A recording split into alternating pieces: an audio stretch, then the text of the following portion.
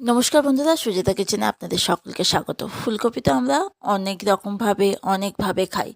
আজকে এই রান্নাটা কিন্তু আমি একদম অন্য ধরনের করব। তার জন্য বেশি কিছু লাগবে না, একদম সিম্পলভাবে রান্নাটা করব। প্রথমে ফুলকপিগুলোকে একটু মিডিয়াম সাইজে কেটে ধুয়ে ফুলকপিগুলোকে সামান্য একটু লবণ দিয়ে একটু হালকা ব্রাউন হলেই তুলে নেব। খুব একটা বেশি লালচে করে ভাজার দরকার নেই। ওই তেলের মধ্যেই আমি দিয়ে দিচ্ছি আলু। বেশ একটু বড় বড় ডুমো ডুমো ডুমো ডুমো করে আলুগুলোকে কেটে আলুগুলোকে একটু লালচে করে ভেজে নিচ্ছি। আলুগুলো ভাজা হয়ে গেলে আলুগুলো তুলে রাখবো।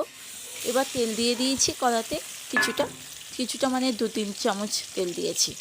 আর এর মধ্যে আমি চিংড়ি মাছগুলো নুন হলুদ মাখিয়ে আগে থাকতেই রেখে দিয়েছিলাম।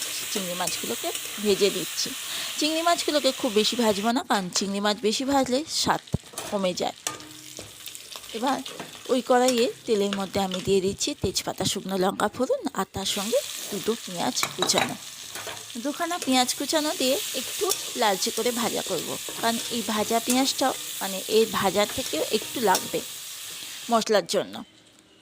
এবার মশলার জন্য আমি শিলের মধ্যে ওই আদা রসুন আর তার সঙ্গে একটু ভাজা পেঁয়াজ নিয়েছি, আর এখানে 6টা-7টা চিংড়ি মাছ ভাজা নিয়েছি। নিয়ে সমস্ত মশলাগুলোকে ভালো করে বেটে নেব। হ্যাঁ, এবার এই যে ভাজা পেঁয়াজটা করছিলাম, মানে পেঁয়াজটা ভাজছিলাম, ওই পেঁয়াজটা একটু ভাজা দিয়ে মশলাটা আর তার সঙ্গে চিংড়ি মাছ দিয়ে আদা রসুনটাকে ভালো করে পেস্ট করে নিচ্ছি।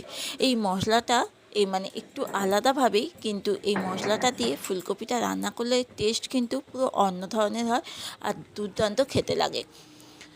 পেঁয়াজটা লো ফ্লেমে করে দিয়েছিলাম, আর তারপর আমি বাটা মশলাটা দিয়ে দিলাম একখানা কুচানো টমেটো, তার মধ্যে হলুদ গুঁড়ো, লঙ্কার গুঁড়ো, পরিমাণ মতো নুন, আর সামান্য একটু চিনি স্বাদের জন্য। সমস্ত কিছু একটু কষিয়ে নিয়ে তারপর ভেজে রাখা চিংড়ি মাছটা দিয়ে দেবো। একটু নেড়ে ছেড়ে নিচ্ছি। নাড়াচাড়ার পর ভেজে রাখা চিংড়িটা দিয়ে দিচ্ছি, আর তার সঙ্গে দিয়ে দিচ্ছি কড়াইশুঁটি। সমস্ত কিছু দিয়ে এবার একটু ভালো করে কষিয়ে নেব। হ্যাঁ, কষানোর সময় যদি প্রয়োজন মনে হয় একটু জল দিয়ে কষাতে পারেন। কষাতে কষাতে বেশ এইরকম সুন্দর একটা উপর থেকে তেল ছাড়তে আরম্ভ করে দেবে। তখন ভাবেন কষানো একদম রেডি। তখন ভেজে রাখা ফুলকপি আলুগুলোকে এই মশলার মধ্যে দিয়ে দিলাম। এবার ফুলকপি আলুটাকে দিয়ে একটু ভালো করে কষিয়ে নেব, যতক্ষণ না ফুলকপি আলু মানে গায়ে মশলাগুলো বেশ লেগে যাচ্ছে। আর খুব একটা জলের প্রয়োজন হয় না। একটু মশলা ধোয়ার যে জলটা আছে, শিল ধোয়ার জলটা, সেই জলটা দেবো, আর সামান্য একটু জল দেবো। কষানোটা মোটামুটি হয়ে গেছে। এবার জলটা দিয়ে দিচ্ছি। জলটা দিয়ে 3-4 মিনিট ফোটাবো। 3-4 মিনিট পরে দেখাচ্ছি। দেখুন, খুব একটা মানে হালকা মানে যে ঝোলটা আছে একটু হালকা হালকা, সেটা কিন্তু মানে খানিকক্ষণ পরে কিন্তু থাকবে না। নামানোর আগে ধনে পাতা দিলাম, একটু 1 চামচের মতো ঘি দিয়েছি, আর তার সঙ্গে একটু গরম মশলা গুঁড়ো দিয়েছি।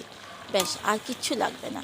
এই হয়ে গেল একদম ফুলকপির এমন একটা রান্না। এই রান্নাটা দিয়ে কিন্তু ভাত, রুটি, পরোটা, পোলাও সব কিছুর সঙ্গে ভালো লাগবে। আর এটা খানিকক্ষণ পরে এটা কিন্তু বেশ গ্রেভি হয়ে যায়। আর তরকারিটা দিয়ে এই ভাত মানে যখন এই তরকারিটা করলে শুধু এইভাবে যখন আমি ফুলকপিটাকে রান্না করি, তখন সত্যি কথা বলতে ভাতের সঙ্গে অন্য কিছু আর দরকার লাগে না। এই রান্নাটা হলেই একদম গরম ভাত আর তার সঙ্গে গরম তরকারি, বেশ আর কিচ্ছু লাগে না দুপুরে যদি রান্নাটা হয়। কেমন লাগলো রেসিপিটা অবশ্যই একটু লাইক কমেন্ট করে জানাবেন। আর যারা আমার চ্যানেলটাকে সাবস্ক্রাইব করেননি এখনও, পারলে চ্যানেলটাকে সাবস্ক্রাইব করবেন। আজকের মতো আসছি বন্ধুরা, আবার চলে আসবো অন্য কোনো রেসিপি নিয়ে। সবাই ভালো থাকবেন, সুস্থ থাকবেন। টাটা।